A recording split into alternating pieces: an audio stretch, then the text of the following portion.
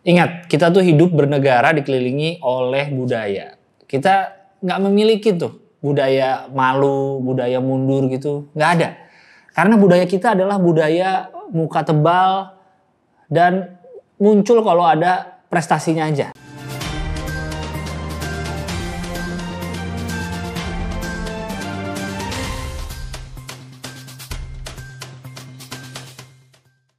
Selamat malam pemirsa, selamat datang di Liputan Petang Dunia dalam seputar berita Indonesia bersama saya, Gilang Baskara. Saya kembali lagi akhirnya, saya sudah rindu menemani Anda dengan berita-berita terbaik sepanjang pekan ini. Ketua PSSI tunjukkan tanggung jawabnya.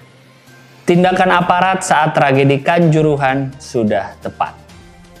Inilah Liputan Petang Dunia dalam seputar berita Indonesia. Berita pertama datang dari dunia sepak bola. Ketua Umum PSSI, Iwan Bule, menolak mundur dari jabatannya. Beliau bilang kalau ini adalah bentuk pertanggungjawaban atas tragedi Kanjuruhan. Berikut kita simak videonya. Saya tidak tahu, ya. Nanti tanyakan aja kepada petisi itu, karena aturannya sudah ada. Aturannya sudah tahu mas belum ya? Sudah tahu ya? Baca aja di situ. Ya. Ya, bentuk tanggung jawab saya ini, bukan saya mundur gitu, bukan. Tanggung jawab saya ada di sini sampai hari ini, menemui korban, kemudian melihat dari ke lokasi, dan semua saya berikan santunan kepada saya, itu tanggung jawab saya. Ya. Dan untuk membahas berita ini lebih lanjut, bersama kami sudah ada pengamat pernikahan, perceraian, lingkungan hidup, jalan raya, teknologi, toleransi, asmara, permudikan, psikologi, media sosial, konten YouTuber, anggaran, kesehatan, penyiaran, korupsi, dan olahraga. Bung Gilbas. Selamat datang kembali, Bung Gilbas. Sudah lama sekali rasanya kita tidak berjumpa ya. Halo Mas Gilang, terima kasih banyak. Saya diajak lagi, akhirnya bisa syuting lagi. Gimana Mas? Ada yang bisa saya bantu jawab? Jadi langsung aja ya Bung, baru-baru ini kan Ketua Umum PSSI menyampaikan penolakannya untuk mundur dari jabatan sebagai bentuk tanggung jawab beliau. Bung Gilbas ada tanggapan soal ini?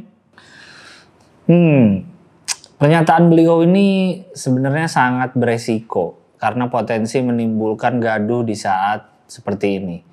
Walau begitu tolong dicatat nih ya, bahwa pernyataan itu sudah sangat tepat. Saya acungi jempol dulu buat Pak Iwan Bule. Nih buat Bapak nih. Karena berani ambil resiko besar untuk menyampaikan fakta. Jadi gini, kita kan sudah terbiasa dengan aksi pejabat di negara-negara lain ya, di luar negeri, yang mundur dari jabatannya ketika terjadi suatu kasus.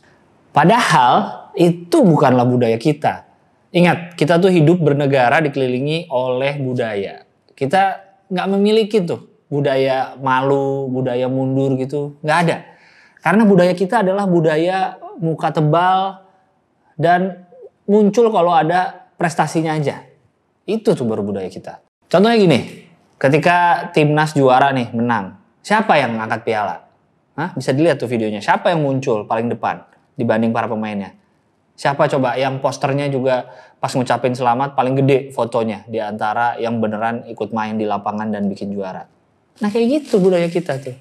Dan selayaknya budaya, seperti budaya-budaya lain juga yang ada di Indonesia nih, kayak tari-tarian, nyanyi-nyanyian. Budaya itu harus selalu dilestarikan. Ya kan? Betul kan? Jadi itulah yang dilakukan oleh Pak Iwan Bule. Dan itu nggak dapat dilihat oleh mata awam seperti Anda-Anda gini. Hanya orang-orang seperti saya yang tahu kalau maksud Pak Iwan Bule itu ingin melestarikan budaya. Jadi tolonglah buat netizen nih, tolong harus bijak melihat sebuah pernyataan gitu. Ada sudut pandang berbeda yang rakyat jelata, terutama yang bukan bule ya, itu nggak bisa lihat gitu. Lagi pula di dalam dunia kerja ini kan ada yang namanya hierarki juga. Jadi menurut hierarki kan sebagai ketua umum, tentu beliau nggak bisa dong memantau semua situasi sepak bola satu-satu kayak apa gitu, kan nggak mungkin. Ada namanya tim, ada sistem yang udah dibikin gitu, ada sistem mendelegasikan kerjaan gitu. Jadi memang masing-masing udah ada kewajibannya masing-masing. Ini juga nunjukin bahwa beliau tuh nggak mudah putus asa dalam mempertahankan jabatannya. Maksudnya mempertahankan dalam mengawal kasus yang mencoreng sepak bola nasional ini. Jadi kurang lebih kayak gitulah penjelasan dari saya. Puas kan? Oh, oke.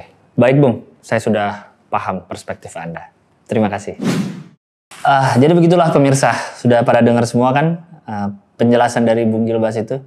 Jadi ingat, kalau mundur dari jabatan itu bukan budaya kita, itu budaya asing, kita nggak biasa kayak gitu. Ketika kita diminta tanggung jawab, langsung aja lempar ke anak buah atau ke bawahan atau ke pihak lain atau lempar kemanapun deh. Yang penting masalahnya selesai. Jadi kalau gitu, mari kita selalu lestarikan budaya tersebut dengan tidak pernah mundur dari jabatan. Kami akan kembali setelah pesan-pesan berikut ini.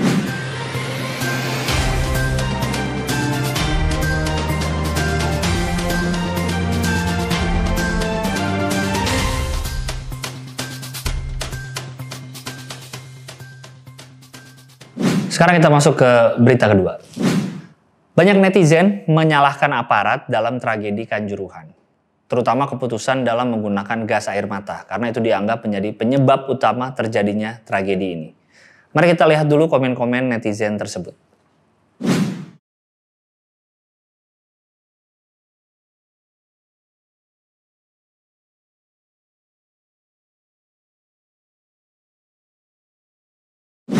Dan untuk membahas kasus ini lebih lanjut, sudah ada bersama kami pengamat pernikahan, perceraian, lingkungan hidup, jalan raya, teknologi, toleransi, asmara, permudikan, psikologi, media sosial, konten YouTuber, anggaran, kesehatan, penyiaran, korupsi, olahraga, dan keamanan pertandingan.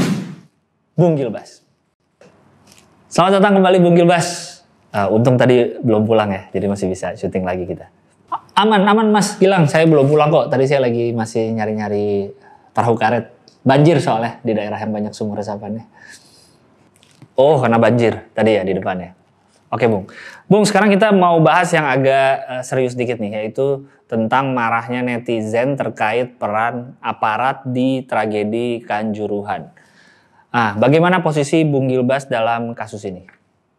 Oke, buat menjawab ini nih, saya mau ambil berita-berita yang saya jadikan acuan ya.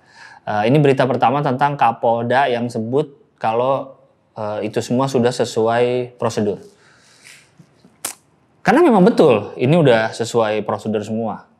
Mungkin iya FIFA yang sepak bola itu ya, organisasi sepak bola bukan yang kosmetik ya, itu udah punya regulasi sendiri. Tapi ini kan di Indonesia. Di Indonesia aturan dan prosedurnya itu ya ikutin yang di Indonesia aja.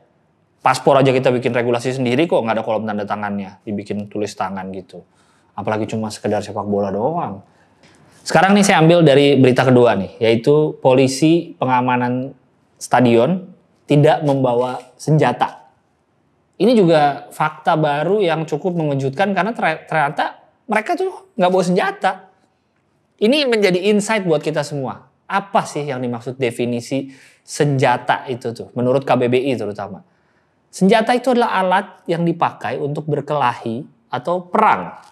Gas air mata bukan untuk perang, tapi untuk mencegah massa masuk ke dalam lapangan. Jadi gas air mata juga nggak terlalu sakit. Paling mentok apaan sih? Sesak napas, buta, iritasi, nggak bisa jalan, tenggorokan kayak ditusuk-tusuk rasanya. Paling gitu doang. Bukan senjata itu. Senjata tuh kalau misalkan kelihatan polisi bawa tank, baru senjata tuh. Bawa bom atom Hiroshima, baru senjata tuh. Bawa pedang katana gitu, baru senjata. Kalau itu mah bukan senjata gitu. Nggak terlalu bahaya itu gas air mata.